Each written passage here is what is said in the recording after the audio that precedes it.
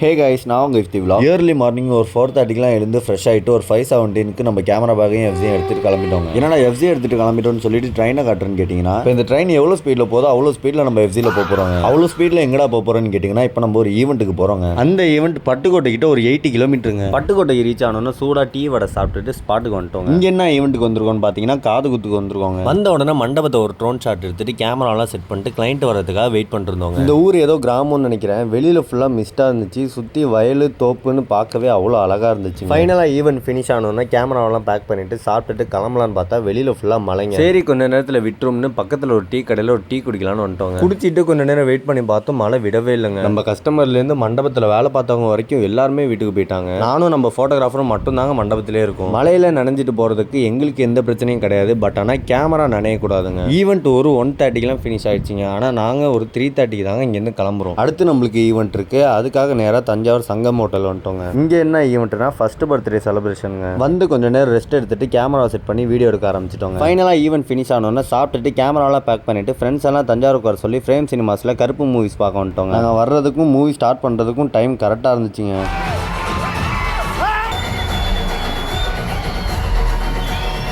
Song வரும்போது தேட்டரில் உள்ள எல்லா பசங்களும் ஃப்ரண்ட்டில் போய் டான்ஸ் பண்ண ஆரம்பிச்சிட்டாங்க. பார்க்கவே செம ஃபன்னாக இருந்துச்சுங்க. மூவி முடிஞ்சோடனே ஃப்ரெண்ட்ஸ் எல்லாம் ஒன்றா சேர்ந்து வீட்டுக்கு கிளம்பிட்டோங்க. இந்த மாதிரி விளாக்ஸ் பார்க்கணுன்னா மறக்காமல் நம்ம இஃப்தி விலாக்ஸை ஃபாலோ பண்ணிக்கோங்க.